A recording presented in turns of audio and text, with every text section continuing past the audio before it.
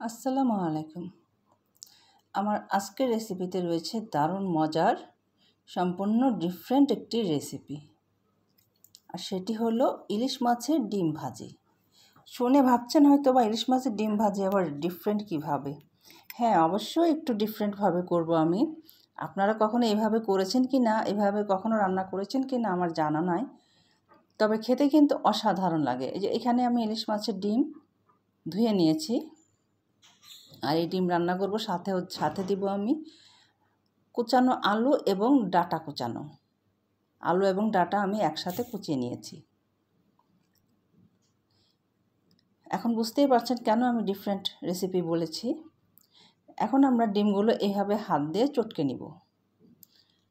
সামান্য একটু পানির সাথে এভাবে ডিম চটকে নিব। সবাই তো ডিম সাধারণত কেটে কেটে রান্না করে, তা আমি আজকে আগেই তো বলেছি যে একটু ডিফারেন্টভাবে রান্না করে দেখাবো। তা হাত দিয়ে ভালোভাবে চটকে নিয়েছি। এই যে আমাদের ডিম। এখন চলে যাব আমরা মূল রেসিপিতে। এখন এখানে আমি কড়াই বসিয়েছি চুলায়। তারপর আমি পরিমাণ মতো তেল দিয়েছি। তেল দেওয়ার পর আমি পেঁয়াজ কুচি দিব। এই রান্নাটা যদি আপনারা করেন, আমি গ্যারান্টি দিয়ে বলতে পারবো আপনাদের সবার কাছে ভালো লাগবে। অসাধারণ টেস্ট এই ডিম ভাজির।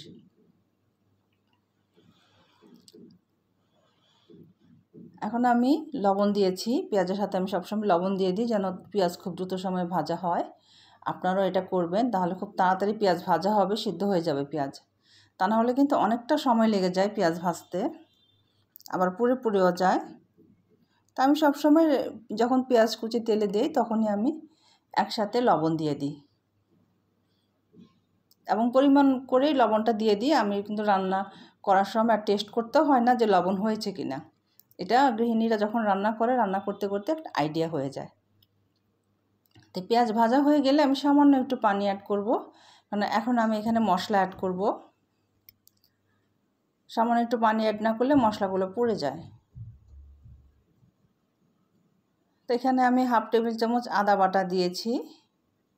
এরপর দেব আমি রসুন বাটা। রসুন বাটা 1.5 টেবিল চামচ দিয়েছি। রসুন বাটাটা একটু বেশি দিব। রসুন বাটা একটু বেশি দিলে টেস্ট কিন্তু অনেক ভালো আসে। আবার অনেকের কাছে দেখা যায় কি ডিম গন্ধ করে, এই ডিমের এই গন্ধটা যেন না থাকে, সেজন্য রসুন বাটা একটু বেশি দিলে আপনার কাছে আর গন্ধ লাগবে না। আর এখন দিচ্ছি আমি লাল মরিচের গুঁড়া। লাল মরিচের গুঁড়ার পরিমাণটা একটু বেশি দিয়েছি, 1 চামচের একটু বেশি দিয়েছি। আর দিয়েছি হলুদ গুঁড়া। এখানে আমি আর কোনো মশলা দিব না, ধনিয়া গুঁড়া দিব না। তো মশলাগুলো অ্যাড করার পর খুব ভালোভাবে আমি মশলাগুলো কষিয়ে নিব। আর এই ভাজিতে কিন্তু তেলের পরিমাণটা একটু বেশিই দিবেন। মশলা কষানো হয়ে যাওয়ার পর আমরা ডিমগুলো ঢেলে দিয়েছি। আর ডিমগুলো ঢেলে দেওয়ার পর আমরা খুব ভালোভাবে ঘন ঘন নাড়তে থাকবো। তা না হলে কিন্তু ডিম দেখছেন কড়াইয়ের সাইডে লেগে কীরকম চাকা চাকা হয়ে যাচ্ছে, একদমই চাকা হতে দেওয়া যাবে না। এই জন্য খুব ঘন ঘন নাড়তে হবে,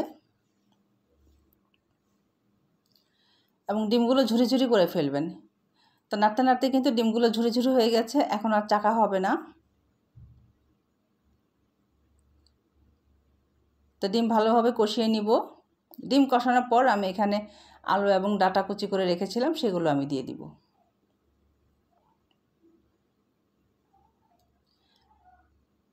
এগুলো দেওয়ার পর এখন আমরা ভালোভাবে কষিয়ে নিব।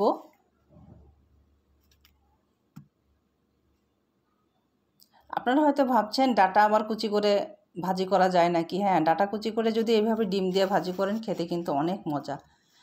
রেসিপিটা আপনারা বাসায় ট্রাই করে দেখবেন। আমি তো আগেই বলেছি আপনাদের কাছে অনেক ভালো লাগবে। একটু ঝাল ঝাল করবেন, তাহলে এটা অনেক ভালো লাগবে। ভালোভাবে নেড়েচেড়ে কষিয়ে নিব আমরা। যেহেতু ডিমের সাথে একটু আলু ডাঁটা দিয়েছি, এই জন্য খুব ভালোভাবে কষিয়ে নিতে হবে। যে কোনো রান্নায় কিন্তু ভালোভাবে কষিয়ে নিতে হয়। এরপর আমি 2টি কাঁচামরিচ মাঝখান থেকে ভেঙে দিয়ে দিয়েছি, কেননা গুঁড়ামরিচ দিয়েছি। কাঁচামরিচ যদি আবার বেশি দেই তাহলে ঝালের পরিমাণ অনেক বেশি হয়ে যাবে, তখন খেতে ভালো লাগবে না। তো কষানো হয়ে গেছে, এরপর আমরা পানি দিয়ে দিলাম। এটুকু পানি দিয়েছি আলু এবং ডাটা সিদ্ধ হওয়ার জন্য। এখন আমরা ঢেকে দিব, অপেক্ষা করতে থাকবো বলক আসা পর্যন্ত। বলক আসলে আমরা ঢাকনা খুলে আবার আপনাদের সাথে দেখাবো। আমরা ঢাকনা খুলে দেখি এখন বলক উঠে আসছে। তারপর আমরা আবার কিছু সুন্দর করে ভালোভাবে নেড়ে দিব, নেড়ে আমরা অপেক্ষা করব ডাটা এবং আলু সিদ্ধ হওয়ার জন্য। এখন আমরা আবারও ঢেকে দিই, ঢেকে আমরা অপেক্ষা করতে থাকব। বেশ কিছুক্ষণ পর 10 মিনিট পর আমরা ঢাকনা খুললাম।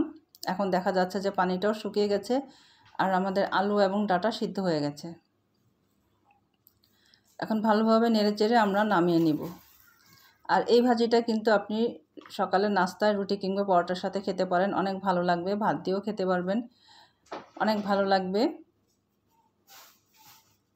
এইভাবে আপনারা অবশ্যই ট্রাই করবেন। আমার রেসিপিটা যদি ভালো লেগে থাকে তাহলে অবশ্যই লাইক, কমেন্ট অ্যান্ড শেয়ার করবেন। অবাক হওয়ার কিন্তু কিছু নাই, ডাটা এবং আলু মিক্সড করে এভাবে কিন্তু আপনারা শুধু ইলিশ মাছের ডিম না, যে কোনো মাছের ডিম ভাজি করতে পারেন। তবে ইলিশ মাছ এবং রুই মাছের ডিম এভাবে ভাজি করলে খেতে অসাধারণ লাগে। আমি কিন্তু মাঝে মাঝেই এইভাবে ইলিশ মাছ কিংবা রুই মাছের ডিম রান্না করে থাকি। আপনারা যদি চান এখানে হালকা একটু পানি পানি রাখতে পারেন, মানে ঝোল ঝোল রাখতে পারেন, তবে খুব বেশি ঝোল রাখলে কিন্তু ভালো লাগবে না। আর রুটি খাওয়ার জন্য কিন্তু এটাই পারফেক্ট, মানে একটু ভেজা ভেজা থাকবে, আপনার ঝোল থাকবে না কিন্তু একটু নরম নরম থাকবে। এটা রুটি কিংবা পরোটার সাথে খেতে অনেক ভালো লাগবে। আর যদি ভাত দিয়ে খান তাহলে কিন্তু এটা শুকনা করে ফেলবেন, ভাতের সাথে শুকনাটাই ভালো লাগবে। আশা করি আমার রেসিপিটা আপনাদের কাছে ভালো লেগেছে। ভালো লেগে থাকলে কিন্তু অবশ্যই শেয়ার করতে ভুলবেন না। আমাদের পেজটি ফলো দিয়ে যাবেন, ইউটিউব চ্যানেলটি সাবস্ক্রাইব করে দিবেন। দেখা হবে আগামীতে নতুন কোনো রেসিপি নিয়ে।